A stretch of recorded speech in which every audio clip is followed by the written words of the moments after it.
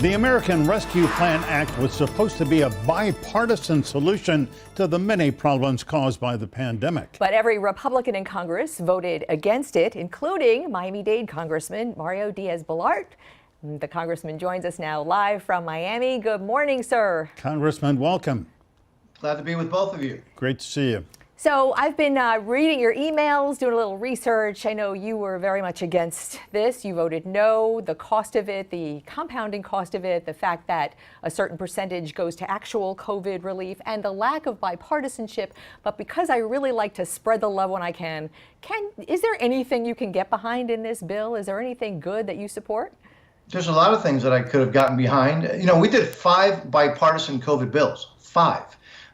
Very large bills that frankly helped save the economy and got the vaccine out, et cetera. This one, however, has nothing to do with COVID. Let's get something straight. If this should be called what it is. This is a giveaway to Pelosi's partners and friends.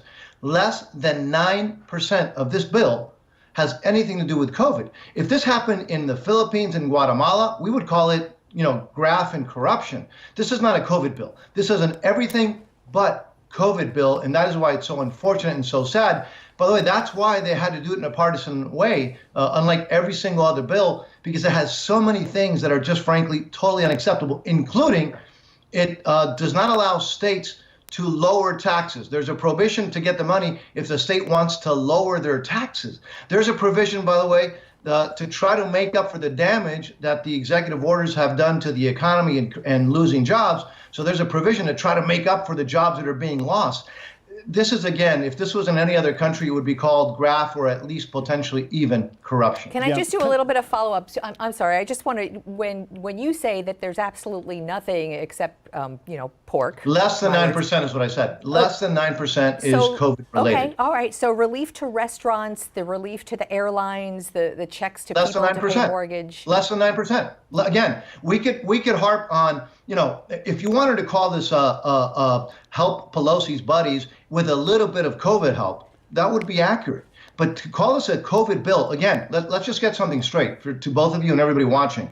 Less than 9%, you all know this, goes to anything having to do with COVID. So let's talk about why then we have this bill that they call COVID relief, which is a fraud, and when less than 9% goes to COVID relief. All right. If this happened anywhere else, what would you call it? Yeah, Congressman, let me just say, and I'm not advocating for the bill, but it's about so much more than just COVID relief. You're right. A smaller percentage than you might think does go directly to COVID, although it pays for distribution of the vaccine. But let's look at, say, $300 a week to continue unemployment benefits for millions of people. That was going to run out. That's a good thing. You support that, I'm sure.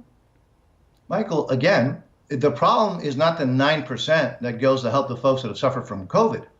The problem is the 91% that goes for things that are totally unrelated. Not only do I support helping the folks that have suffered from COVID, I voted for $2,000, not for $1,400 that this has. Yeah. We could have gotten a bipartisan bill if it would have been a bill dealing with the effects of COVID.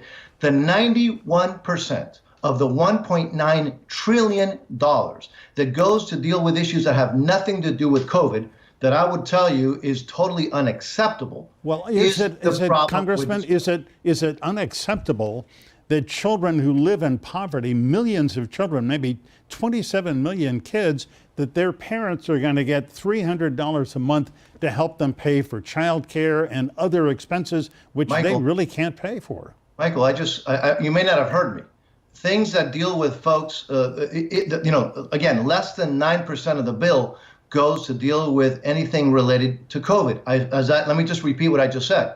I supported $2,000 a month, which could have gotten and had bipartisan support. It's the 91% of this bill, almost $2 trillion, that goes to, for example, let me just give you another example. We have this huge fight every year on transportation. You know that I spend a lot of time on housing issues to try to make sure that Florida gets its fair share. Florida gets a much smaller chunk of this bill.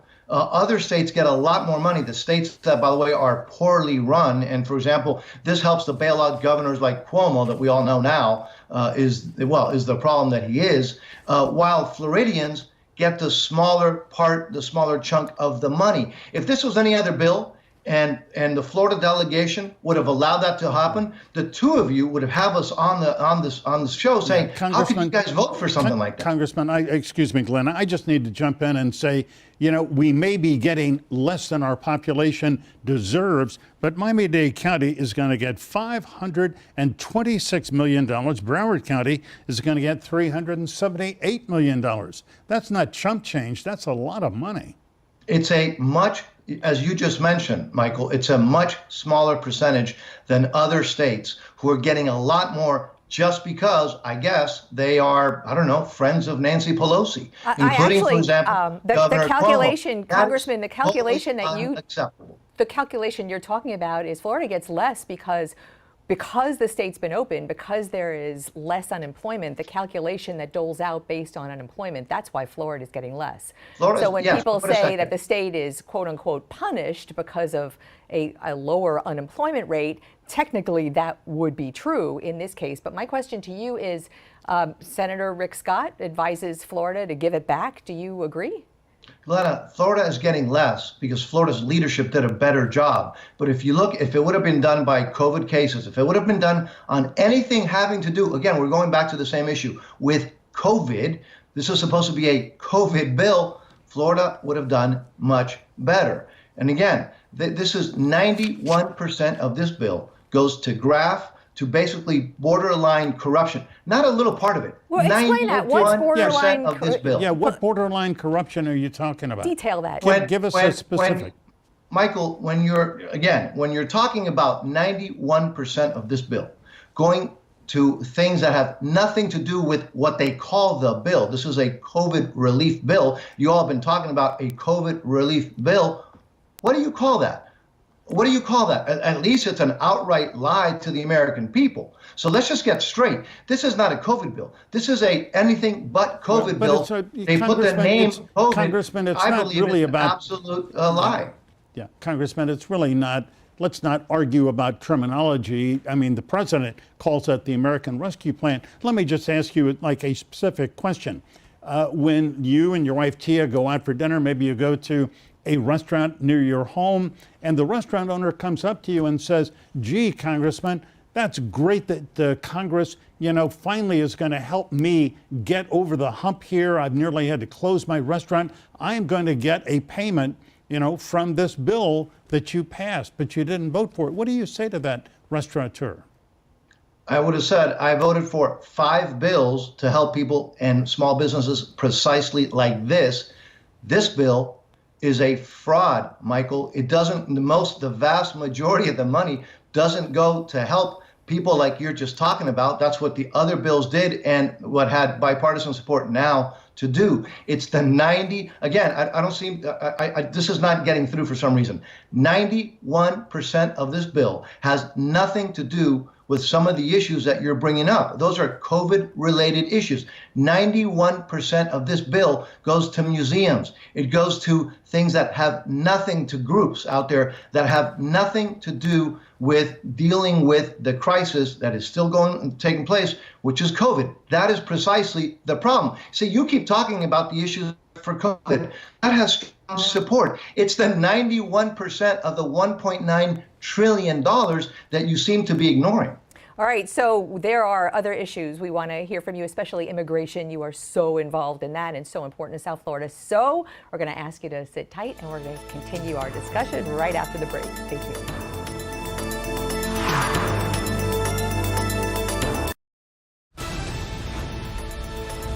We are back with Miami-Dade Republican Congressman Mario Diaz-Balart. Want to talk to you, Congressman, about what's going on at the border this week. The Homeland Security Secretary Alejandro Mayorkas has directed FEMA to assist what is being called a surge at the border, especially unaccompanied minors and families. We are watching the Homestead facility. We had inklings that it might be reopened. So far, there's no sign of that. But this week, your colleagues are going to the border. It's being called by one side a crisis, by the other side a challenge. You are so involved in a bipartisan effort for humane and legal immigration. Give us your take on what is transpiring as we speak. Yeah, Glenn, and so you have now a number of Democrats who are saying that this is a crisis and that it's look. This is a combination of reckless rhetoric by the administration and bad policy. So we have historic numbers. And by the way, when you're talking about this crisis, let's talk about what it is. It's, for example, large numbers of young girls who are now being sexually abused and raped on the way here, not once they get to the United States, on the way here. That's what this is actually causing. And so it's what happens when you say things without understanding the implications. We need to fix this in a bipartisan way. I hope the administration is willing to kind of go back on some of the poor decisions that they've made that have helped create this crisis. So again, there were some issues that were working that the Trump administration had done. They should go back to those and then negotiate in a bipartisan way to have a final long-term solution. Yeah. Congressman, let me ask you also about TPS for Venezuelans. You have advocated for that for the last couple of years.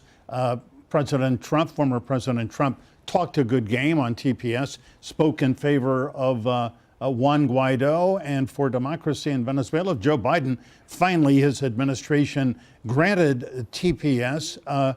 And you issued a statement in which you said, yeah, this is a good thing, but you also had a few reservations. What was it about this grant of TPS that you didn't like? No, I like the granting of TPS, but I think it's important to note that the Venezuelans already were granted DED by the Trump administration. The only difference between DED and TPS for the Venezuelans and here in Florida is how it's granted. It gives the same protections. It gives work permits. It stops the deportations. But by the way, it's less expensive for those who are applying to do DED than TPS.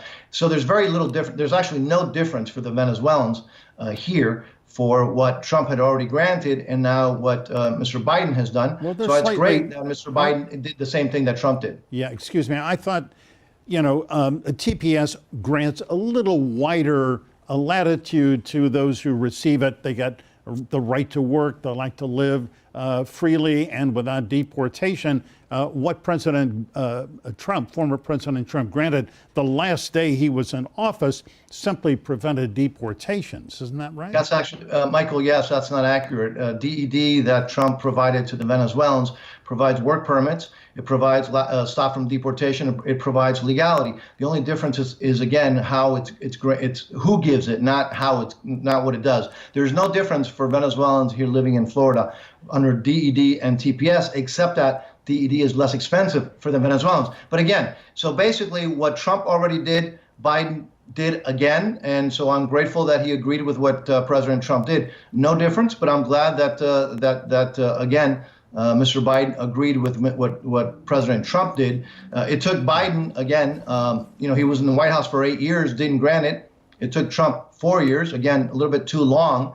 So I'm glad that both of them now have agreed with, again, my legislation for years to grant, legal status while permanent for the Venezuelans here in the United States. In the minute that we have left, Venezuela becomes the 11th country for which its nationals are eligible for TPS now. Haitians, Salvadorans have been eligible for TPS up until the Trump administration ended it, but because of a court injunction, it remains in place. Do you have a perspective on whether those countries' TPS should be extended? Look, I favor TPS or DED. We have a group of Liberians that have been under DED in the United States for multiple decades. Those are folks who have their roots here.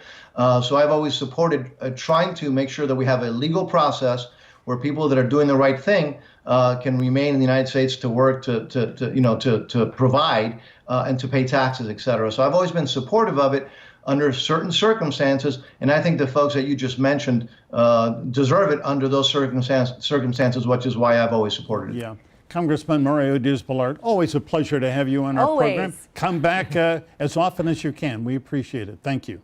Likewise. Thank you so much. Thanks.